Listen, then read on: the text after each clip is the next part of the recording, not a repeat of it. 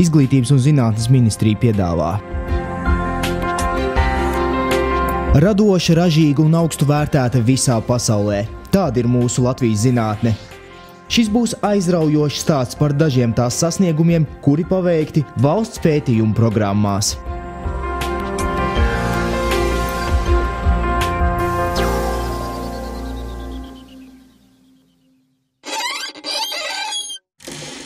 Latvija nevar lepoties ar naftas, zelta vai kādu citu derīgo izrakteņu krājumiem, kuri dotu iespēju ātri un viegli nopelnīt. Mums ir auglīga zeme, taču tā nevar dot darbu visiem. Ko darīt? Radīt zināšanas, pārvērst tās produktā un pārdot to citām valstīm. Īsi sakot, tas saucās radīt uz zināšanām balstītu ekonomiku. Lai radītu zināšanas, kuras nākotnē dotu labumu mūsu ekonomikai, videi, veselībai un kultūrai, Izglītības un zinātnes ministrija 2005. gadā sākus finansēt pētījumu programmas 9 dažādās nozarēs, piešķirot tām kopumā 25 miljonus latu. Šīs programmas radītas tam, lai risinātu sarežģītas un tautsaimniecībā aktuālas problēmas, iesaistot tajās dažādu zinātnes virzienu speciālistus. Parasti var tāda elementāra analoģijas veida pateikt, ka raža ir atkarīga gan no saules, gan no lietus, bet ja gan saule, gan lietus, tad raža būs ļoti laba. Ja? Tad arī šeit, ja tas vairākas zinātnes grupas ir apvienotas viena rezultātu rādītāja sasniegšana, ja? Tad faktiski viņam tas pienesums, ja, ir salīdzinoši labāks nekā viņi strādā atsevišķās darba grupās. Zinātnieki sāka darbu pie lapu koku pētījumiem, jaunu medikamentu izstrādes, informācijas tehnoloģijām, jauniem materiāliem mikro- un nanoelektronikā, vēstures un valodas pētījumiem, jauniem un veselīgiem pārtikas produktiem, videi draudzīgām tehnoloģijām enerģētikā, cilvēku dzīves kvalitāti apdraudošo patoloģiju izpētes, kā arī pētīja klimata pārmaiņu ietekmi uz ūdensvidi. Tagad pienācis laiks aplūkot tuvāk dažas no valsts pētījumu programmām un novērtēt padarīto.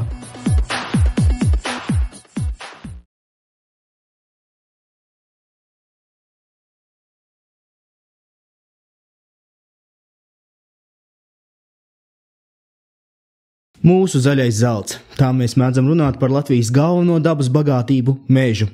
Un nevelti. Meža mums ir krietni vairāk nekā citās Eiropas valstīs.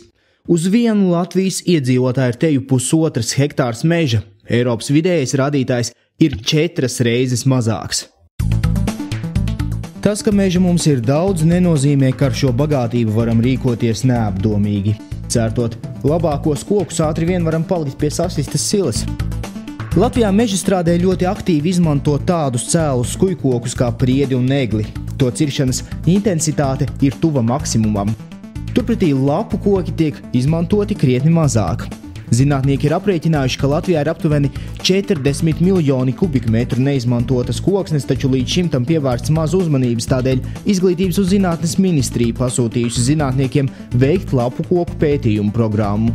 Šoreiz pētījumu galvenais varonis bija alksnis.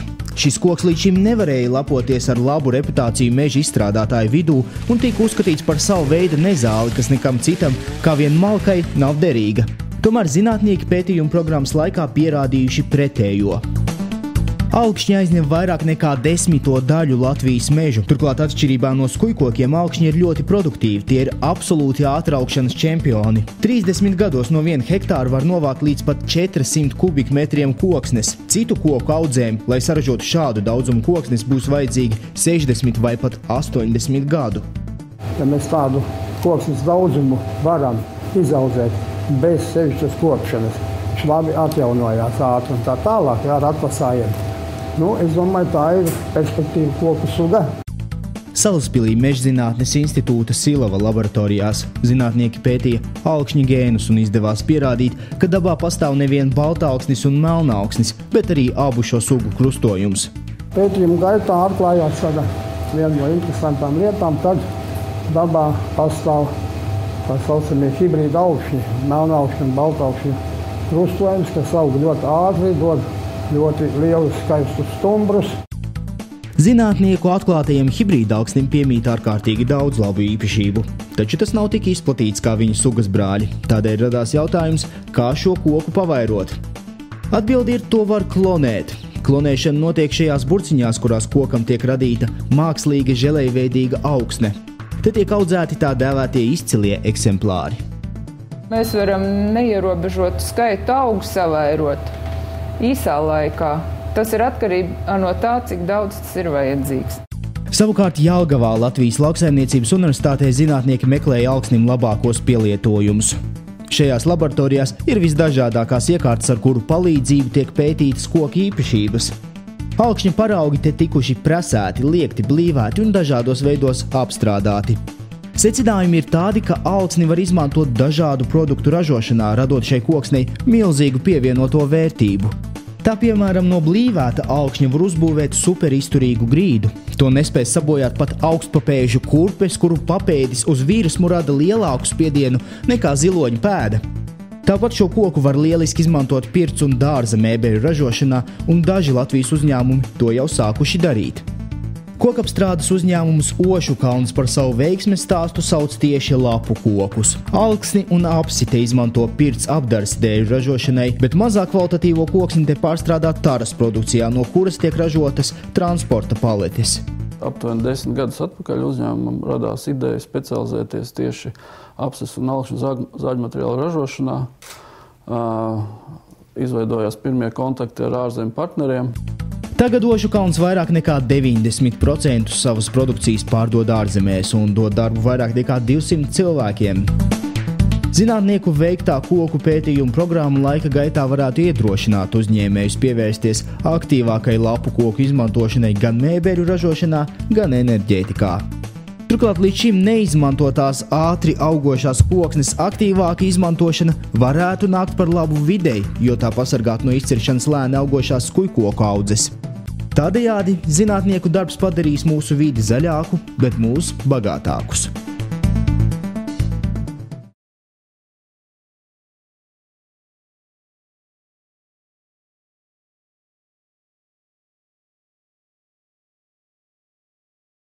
Pēdējā laikā aizvien vairāk dzirdam satrauktu saucienus par mūsu neveselīgo uzturu, tā dēvēto junk foodu un tās sekām. Tomēr mēs visi vēlamies būt veseli. Puiši izskatīties sportiski, meitenes būt slaidas. Mūsu ikdienas steigā lietoto uzturu par veselīgu jau nu nekādi nenosauksi.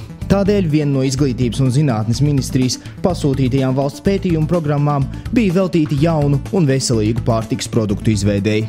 Tagad zinātnieku darba augļus var baudīt gan uzņēmēji, kuri sākuši ražot perspektīvus produktus, gan mēs, patērētāji, jo mūsu pārtikas grozā parādījušies jauni, vitamīniem bagāti produkti. Viens no galvenajiem pārtikas programmā strādājošo zinātnieku izpētes objektiem bija smilcērkšķis. Tas ir vitamīniem bagāts auglis un medicīnā to izmanto jau daudzus gadsimtus. Tautas medicīnā viņi tika izmantoti ļoti sen, un nevelti viņu latīniskais nosaukums jau ir hipohairamnoides, kas nozīmē spīdošais zirgs, jo visas tās leģendas vēsta, ka vispirms nogurušie karavīri ēda ogas, nogurušie zirgi ēda smilcēkšķa lapas, un abi viņi kļuva veseli. Savā ziņā mūsu zinātnieki ir šo ogu pētniecības pionieri, jo pasaulē nav daudz laboratoriju, kurās smilcērkšķi tiktu smalki pētīti gēnu līmenī. Dobeles valsts augļkopības institūta zinātnieki ir radījuši šo augļu gēnu kartes. Tas nepieciešams, lai nākotnē varētu radīt jaunas šo ogu šķirnes. Lai mēs veidotu jaunu šķirnes, tātad strādāt ar jaunu šķirņu izveidi, jeb selekciju, ja, tad, protams, ir vecās tradicionālās metodas. Mēs paskatāmies, vienam augam ir labāk augļi, otram ir, mazāk ērkšķi, ja, kas ir būtisks smilšēkšķim, ja, citam ir labāks bioķīmiskais sastāvs, mēs vienkārši mēģinām viņus sakrustot, ja. Un tad ceram, kad iznāks, bet tad mēs gaidām gadus 6, 7, varbūt pat vairāk, kamēr no šīs sēkliņas iznāk augs, kuru mēs varam novērtēt. Savukārt, ja mēs strādājam šajā līmenī, ja, tātad nosakot DNS un tātad skatoties visu šīs radniecības saites, visu pārējo, tad mēs jau varam daudz ātrāk prognozēt to, kāda pazīme iedzims šajos pēcnācējos, ja mēs viņus krustosim. Runājot par smilcērkšķi, nedrīkst aizmirst būtiskāko. Tas ir viens no pasaulē vērtīgākajiem augļiem, tajā ir virkne vitamīnu un organismu stiprinošu vielu. Šajā bioķīmijas laboratorijā zinātnieki veica pētījumus, lai noteiktu precīzu augļa ķīmisko sastāvu. Mēs daudz esam dzirdējuši par šo nelaimīgo smago slimību vēzi. Mēs zinām to, cik ļoti cilvēki daudz ir strādājuši pie dažādiem preparātiem. Un liela daļa no šīm vielām, kas dabīgi ir tātad šajā ogā, ir tie sauktie dabīgi antioksidanti. Jā? Tātad tie ir tie, kuri jau dabīgi organismu stiprina, lai viņam būtu augstāka izturība pret šīm slimībām un vēl daudzām citām, tātad arī visādām gripām un dažādu veidu saslimšanām. Tomēr tas, ka smilcērkšķis ir veselīgs no pārtikas ražotāju viedokļa, vēl neko nenozīmē. Jēga no tā būtu visai maza, ja tas netiktu pārvērsts mums patērētājiem pieejamā produktā. Un mūsu zinātniekiem tas ir izdevies. Viņi radījuši smilcērkšķu sulas ražošanas tehnoloģiju, kuru jau šobrīd izmanto Latvijas uzņēmēji. Šobrīd Latvijā ir 2 nopietni tādi lielāki smilcērkšķu pārstrādātāji, arī tā skaitā audzētāji, un jau attīstās vairāki mazāki uzņēmumi, kas piedāvā mums šo veselīgo produktu. Sadarbībā ar uzņēmējiem šīs valsts pētījuma programmas laikā tapuši vairāki produkti, kuri ietērti pievilcīgos zīmolos un nu jau nopērkami veikalos. Balstoties uz mūsu zinātnieku atklājumiem, vairāki uzņēmumi sākuši ražot smilcērkšķu nektāru, kā arī šo ogu sāļās un saldās mērces. Lai arī šie produkti ir jauni, smilcērkšķu sulas kļuvušas par īstu sensāciju un tās iecienījuši daudzi Latvijas iedzīvotāji. Šobrīd zinātnieki turpina darbu pie smilcērkšķu izpētes, cenšoties radīt jaunas sugas un jaunus produktus. Tikmēr uzņēmēji, kur ražo šo brīnumogu sulas, kaļ plānus par eksportu, un Latvijā ražotais smilcērkšķu nektārs ir nopērkams arī mūsu kaimiņu valstīs.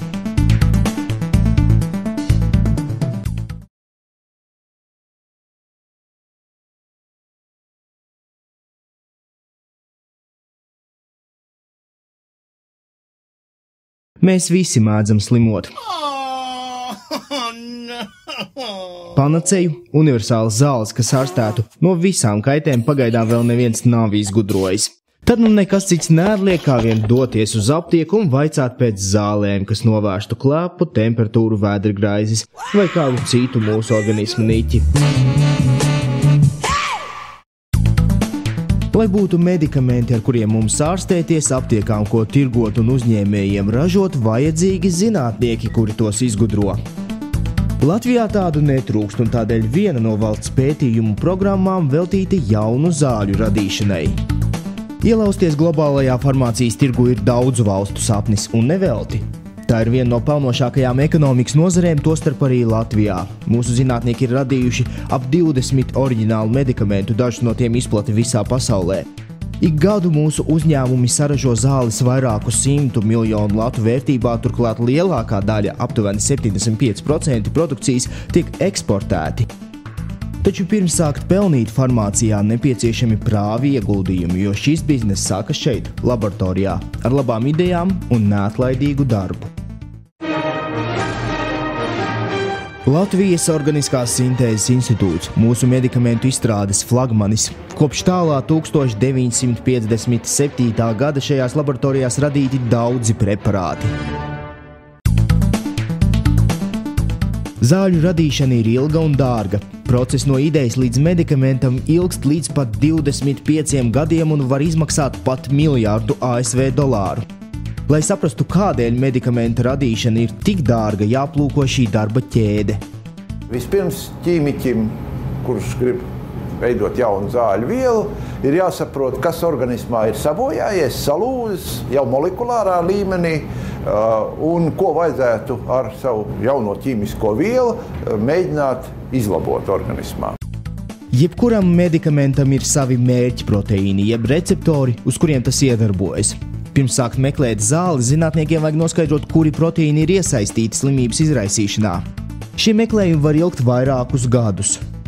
Tas ir apmēram tā, ka mums ir jāmeklē tumšā telpā durvis, kuras tur varbūt ir, un kurām ir varbūt viena, varbūt vairākas atslēgas, slēdzenes, un tad ir jāpiemeklē šīm te durvīm, šīs slēdzenei atslēga, nezinot, kāda viņi izskatās.